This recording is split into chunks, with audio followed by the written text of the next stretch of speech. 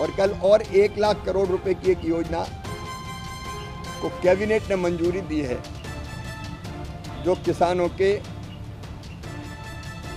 हित में है और हमारे खाद्य सुरक्षा को भी सुरक्षित करेगी। हमने 2 योजनाएं,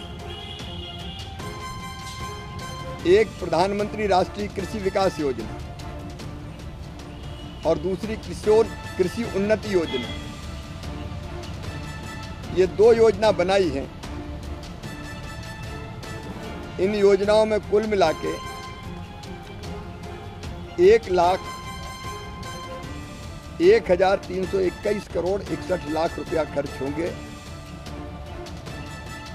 इन योजनाओं में मृदा स्वास्थ्य प्रबंधन, वर्षा आधारित क्षेत्र का विकास, कृषि वानिकी। अब आपके अपने शहर सागर में भी कहीं जाना है तो जुगनू है ना, इस ऐप को डाउनलोड कर अपनी लोकेशन डालकर ऑटो, बाइक या ई रिक्शा मिनटों में अपने पास बुलाएं और आरामदायक सवारी का आनंद लें। साथ ही पहली 2 राइड पर पूरे 50% तक की छूट पाएं। परंपरागत कृषि को बढ़ावा देना, फसल अवशेष प्रबंधन, कृषि का यंत्रीकरण, पर ड्रॉप मोर क्रॉप डाइवर्सिफिकेशन, फसल विविधीकरण, कृषि के स्टार्टअप्स के लिए निधि, ये सब चीजें प्रधानमंत्री राष्ट्रीय कृषि विकास योजना के अंतर्गत और कृषि उन्नति योजना में जो विशेष रूप से खाद्य सुरक्षा सुनिश्चित करेगी देश की, राष्ट्रीय खाद्य सुरक्षा और पोषण मिशन, राष्ट्रीय खाद्य तेल मिशन, अभी एक मैंने जो जिक्र किया राष्ट्रीय खाद्य तेल मिशन तिलहन, वो भी इसी में आएगा। एकीकृत बागवानी विकास मिशन, कृषि विस्तार पर उप मिशन, NER के लिए जैविक मूल्य श्रृंखला विकास मिशन और कृषि विपणन के लिए एकीकृत योजना, डिजिटल कृषि मिशन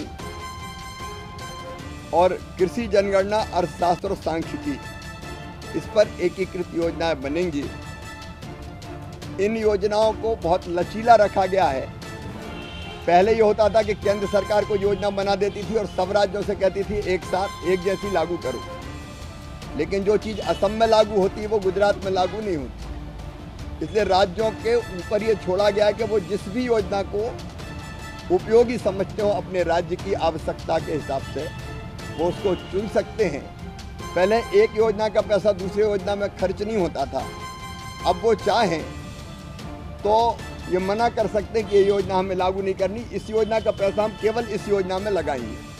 तो उनको ये स्वतंत्रता है कि जो चीज़ उनके लिए उपयोगी होगी, जो योजना, वो उसमें ज़्यादा पैसा लगा सकेंगे और स्वीकृति भी इन सब चीज़ों की एक साथ हो जाएगी। नहीं, हर एक योजना के लिए अलग अलग जाना पड़ता था।